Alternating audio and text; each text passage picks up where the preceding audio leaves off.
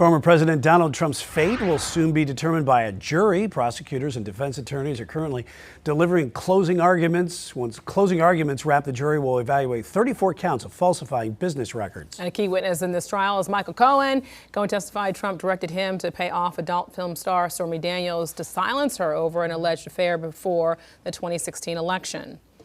Now, Trump's legal team argued Cohen acted on his own in his hush money scheme. The judge will then instruct the jury on how they will decide on the 34 charges before they begin deliberating. All right, lots to talk about here. Queen City News Chief Legal Analyst Khalif Rhodes joining us here. So Judge Merchan did not like Blanche's comments.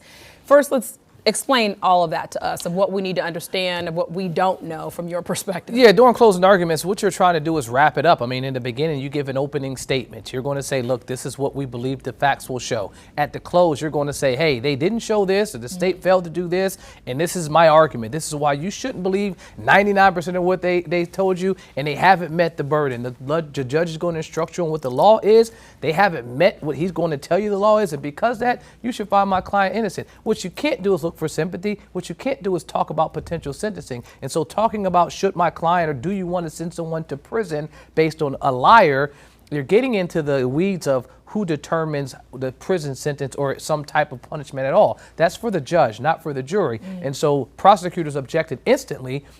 The judge removed the jury, and then he scolded, Merchan scolded Blanche, who's a former prosecutor, who's a very well-known criminal defense attorney, who clearly knew what he was doing, but still made the statement anyway. And Judge Merchan said it wasn't an accident. I know you did this. It was not accidental at all. It's hard for me to believe it was an accident, is what the judge said. So the prosecution on their side, they recalled they played a clip of Donald Trump in the Access Hollywood tape, calling that a Category 5 hurricane to the Trump campaign.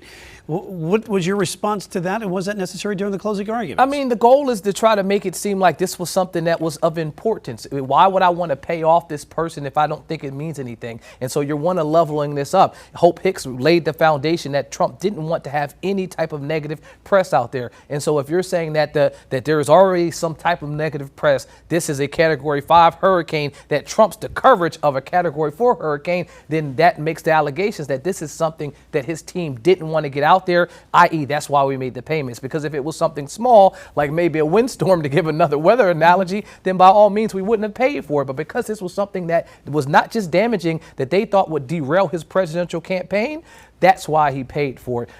That can be left for interpretation. Really, would his campaign been derailed because of this? Because we've seen the Trump campaign do a number of things that hasn't derailed it. And so I don't think that argument really flew well, but at the end of the day, it's one that they were trying to connect the dots on. I just want to get your expertise on one thing. You have two attorneys who are jurors on this case.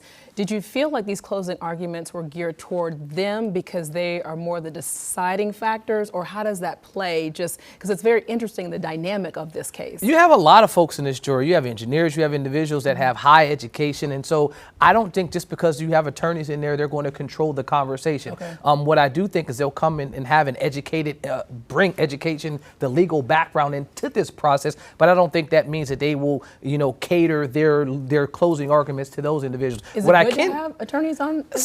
Sometimes it is and it isn't. But what I can tell you is today we had an Energizer Bunny approach. We had 3 hours of defense, and then we have almost 7 o'clock, so 4 or 5 to 6 hours of prosecution. I think this is overkill. I don't think a juror wants to hear this. At the end of the day, 30 minutes, 40 minutes, maybe an hour. But at some point, if you've ever been in a long classroom, enough is enough. I taught a 4-hour law school class. At some point, I know those students were looking at me like, are you done yet? And I can guarantee that's what the jurors are saying. Are you done yet? Because we've been here for 6 weeks. You're rehashing what you already told us. At some point, let me get in the room, let me make a decision, and let me get home. Because they want to get back to their life. And so if you frustrate them by talking over their head and giving them a million PowerPoints, he talked for 1 hour about trying to reestablish Michael Cohen. He talked for 2 hours about the facts of the case. Right. So at hour 4, the PowerPoints come out.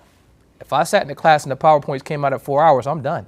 All right, Chief Legal Analyst Khalif Rhodes. We'll see where the jury goes with this over the next 48 hours or even more or less.